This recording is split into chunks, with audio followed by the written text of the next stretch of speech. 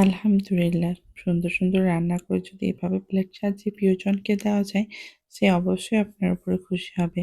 তো যাই রান্না করি না কেন প্লেটটা এভাবে সাজিয়ে দেওয়ার চেষ্টা করি। আসসালামু আলাইকুম এভরিওয়ান, কেমন আছেন সবাই? আলহামদুলিল্লাহ আমরাও ভালো আছি। তো আজকে রান্না করছিলাম সিম, আলু, টমেটো দিয়ে একটা হচ্ছে মানে কি বলবো, এটা আমার কাছে অনেক পছন্দের একটা সবজি। তো এভাবে রান্না করলে অনেক ভালো লাগে খেতে। তো আমি হচ্ছে এখানে কি দিয়েছিলাম মসলা, সব ধরনের মসলা অল্প, অল্প করে দিয়েছিলাম। তারপর ওটাকে সেদ্ধ করে নিয়েছি। এরপর পেঁয়াজ দিয়ে বাগার দিলাম। আর এইভাবে সিম, আলু দিয়ে রান্না করলে খাবারটা অনেক মজা হয়। রুটি দিয়ে খেতে অনেক ভালো লাগে। তো আমি একটু বেশি করে রান্না করেছিলাম রুটি দিয়ে দুপুরে খাওয়ার জন্য।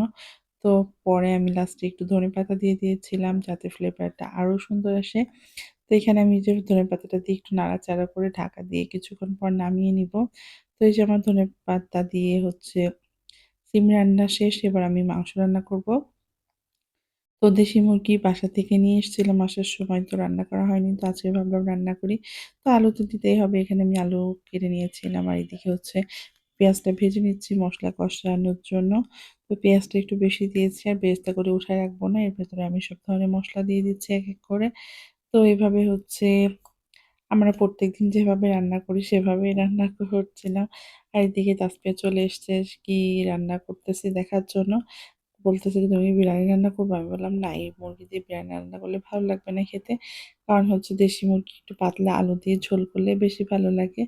তো সেইজন্য আমি হচ্ছে এটাকে রান্না করব। আর আমি না নতুন আলু দিয়ে মাংস রান্না করি খুবই কম। আমার হচ্ছে পুরান আলুটাই কেন জানি না ভালো লাগে। মনে হয় মাংসের স্বাদটাও ভালো লাগে। আর নতুন আলুটা যেন কেমন লাগে আমার কাছে খাইতে। তো যাই হোক, যার, যার পছন্দ যেরকম আরকি। তো এখানে মাংসটাকে খুব ভালোভাবে কষিয়ে নিব। তারপরে যে মাংস কষানো হয়ে গেলে আমি এখানে আলু দিয়ে দিচ্ছি। তো আলুটা দিয়ে আমি খুব ভালো করে নাড়াচাড়া করে নিব। আর হচ্ছে দেশি মুরগি একটু সিদ্ধ হতে টাইম লাগে।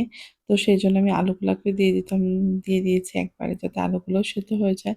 কারণ আলু অনেক সময় দেখা যাচ্ছে সেদ্ধ হতে চায় না, মাংসটা সেদ্ধ হয়ে যায়। তো সেইজন্য আমি সব একসাথে দিয়ে ঢাকা দিয়ে যে অল্প ঝোল রেখেছিলাম এবার নামিয়ে নিয়েছি। আর সালাদ তো আমার সবচাইতে পছন্দের একটা জিনিস। আমি মাংস হইলেও সালাদ খাই, না মাংস রান্না করলেও সালাদ খাই। অনেকে বলে মাংস রান্না করলে বেশিরভাগ সালাদ খেতে ভালো লাগে। কিন্তু আমার তো মাংস ছাড়াও সালাদ খেতে অনেক ভালো লাগে। তো আমি টমেটো আর হচ্ছে শসা নিয়ে নিয়েছিলাম। এখানে আমার সালাদ করা শেষ। এবার আমি আমার প্লেটটাকে সুন্দর করে সাজাচ্ছিলাম।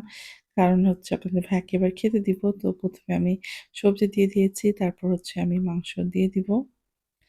তো এইভাবে গুছিয়ে খেতে আমার অনেক ভালো লাগে। আর আমি না পাতিলেই তরকারি রাখি। কারণ গরম করতে হয় যেহেতু একটু সকাল, সকাল রান্না করা হয়ে যায় সেইজন্য।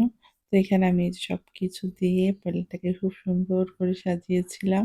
আর দেখতে অনেক ভালো লাগছিল টমেটো শসাটা, সালাদটা। তো আজকের ভিডিওটা কেমন লাগলো সবাই অবশ্যই কমেন্ট করবেন।